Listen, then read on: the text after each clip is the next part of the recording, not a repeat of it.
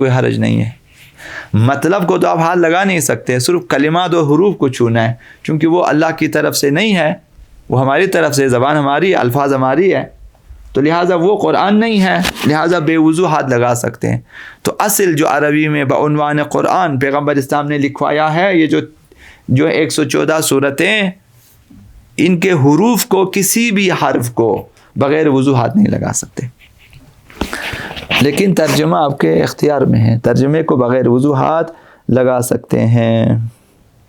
ترجمہ جس زبان میں بھی ہو وہ قرآن نہیں ہے، بس بے وضو شخص جو ترجمہ قرآن کو ہاتھ لگا سکتے ہیں. اب اس میں صرف خداوند متعال کے نام، انبیاء کے نام، ان کو آپ چھوڑ دیں، باقی ترجمے کو ہاتھ لگا سکتے ہیں. 3.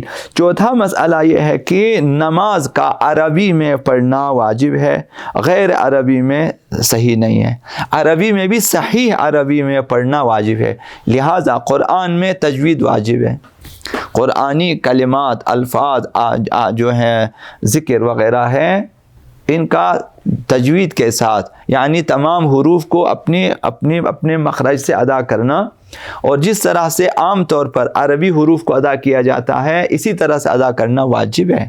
لہٰذا نماز کی قراءت سیکھنا واجب ہے، نہیں سیکھنے پر سزا ہوگی، جرم ہے، گناہ ہے، خدا متعال اسے سزا دے گا کہ سیکھا کیوں نہیں. اب تک اگر کسی نے نہیں سیکھا، اب بھی سیکھنا چاہیے کہ بھائی یہ نماز میں نے سیکھ لی ہے، قراءت بھی اس میں سیکھنا، چونکہ صحیح عربی میں پڑھنا واجب ہے. یہ ہر جگہ لکھا ہوگا. نماز کے تمام واجبات میں آپ تکبیرۃ الاحرام کا چپٹر نکالیں، واجبات نماز، سب سے پہلے نیت کے بعد تکبیرۃ الاحرام، تکبیر احرام میں اللہ اکبر کہنا، یہاں بھی لکھا ہوا ہے صحیح عربی میں کہنا واجب ہے. اس کے بعد آپ قراءت میں آ جاؤ، حمد و سورہ، اس میں بھی یہی لکھا ہوگا صحیح عربی میں پڑھنا واجب ہے. ذکر رکوع، ذکر سجود میں بھی یہی لکھا ہوا ہے.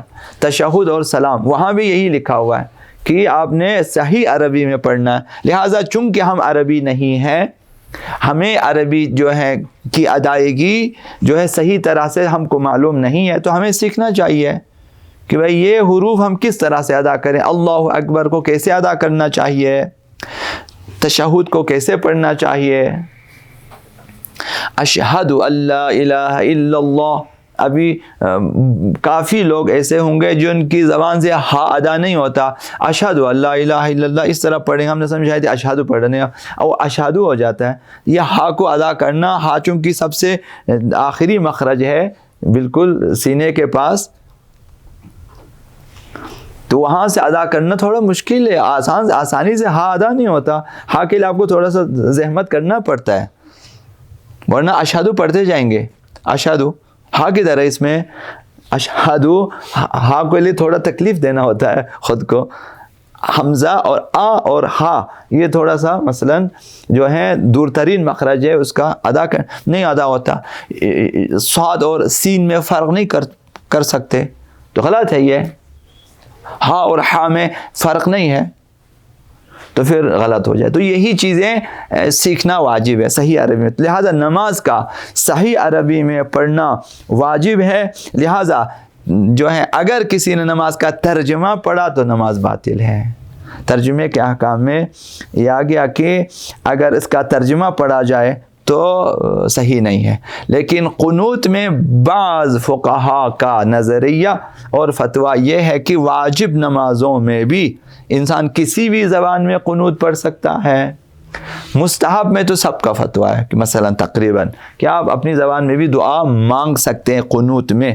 لیکن بعض نے پھر بھی احتیاط کیا کہ واجب نمازوں میں غیر عربی، جیسے آیت اللہ سیستانی مثلا، تھوڑی بہت احتیاط ہے کہ غیر عربی میں قنوت نہ پڑھیں، تو یہ بہتر ہے. تو وہاں جب آپ قنوت پڑھیں گے وہ بھی صحیح عربی میں پڑھنا ضروری ہے، کیونکہ غلط عربی میں آپ دعا بھی نہیں کر سکتے نماز میں. مستحبات کو بھی صحیح عربی میں پڑھنا چاہیے. مثلا آپ صلوات پڑھتے ہو رکوع میں، سجود میں، سجدوں میں، چونکہ عربی ہے تو آپ کو صحیح عربی میں پڑھنا چاہیے.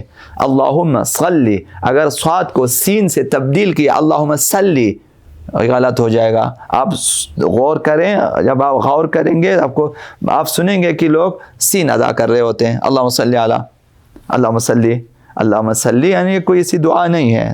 صاد صحیح طرح ادا ہونا چاہیے. ابھی محمد کی جگہ محمد پڑھتے ہیں، اتنا لمبا کر اپنی طرف سے بڑے خلوص میں مثلا پڑھتے ہیں کہ یہ ہم نے تھوڑا سا لمبا کر کے، تو غلط ہو جاتے ہیں. تو کہاں پڑھا ہوا محمد مثلا. تو یہ صحیح عربی میں، تو لہٰذا نماز کا صحیح عربی میں پڑھنا واجب ہے. ترجمہ اگر پڑھیں گے تو غلط ہے اور نماز بھی باطل ہے. اور قنوت میں بھی احتیاط یہ ہے کہ واجب نمازوں میں عربی میں پڑھیں، غیر عربی میں نہ پڑھیں، اور ترجمہ وغیرہ نہ پڑھیں. مستحبی نمازوں میں بہت سارے فقہا کا نظریہ یہ ہے کہ غیر عربی جائز ہے. قنوت وغیرہ میں آپ قنوت پڑھیں گے، آپ اپنی زبان میں دعا کر سکتے ہو، فارسی زبان میں آپ کر سکتے ہو. مثلا دعا کرنا آتا ہے، مطلب آزرگی میں اگر کرنا آتا ہے آپ کریں. ہاں تو مجھے تو نہیں آتا ہمارا. یہ 4. 5واں مسئلہ یہ ہے کہ جو شخص تلبیہ نہیں پڑھ سکتا، تلبیہ واجب ہے حج و عمرہ میں، حج میں بھی تلبیہ واجب ہے، عمرے میں بھی واجب ہے. یہ نیت کا حصہ ہے، احرام کا حصہ ہے. احرام حج و عمرے کا تلبیہ واجب ہے. لبیک اللہم لبیک لبیک لا شریک لک لبیک ان الحمد والنعمت لک والملک لا شریک لک، یہاں تک واجب ہے، اس مقدار میں واجب ہے. باقی تلبیہ اور بھی ہے، بہت زیادہ مستحب ہے. تو ان کا بھی صحیح عربی میں کہنا واجب ہے. لہٰذا حج و عمرے پہ جانے والوں کو پہلے یہ چیزیں سیکھنی چاہیے صحیح عربی میں. لہٰذا احتیاط یہ ہے کہ جس قدر ہو سکتا ہے تلبیہ پڑھے، اگر نہیں کہہ سکتا تو ترجمے میں بھی کہنا چاہیے تلبیہ. انہی احتیاط ہے. سیکھنے کے باوجود تلبیہ ادا نہیں کر سکتا، لبیک اللہم لبیک نہیں کہہ سکتا، تو وہ یہ کہ جس طرح کہہ سکتا ہے کہیں اور پھر ترجمہ بھی پڑھیں. تو یہ بھی عرض کیا کہ اب آپ ترجمے کو آپ ہاتھ لگا سکتے ہیں. تو نام خدا جس زبان میں بھی ہو، جس طرح سے بھی لکھا ہو، بغیر وضو ہاتھ لگانا حرام ہے.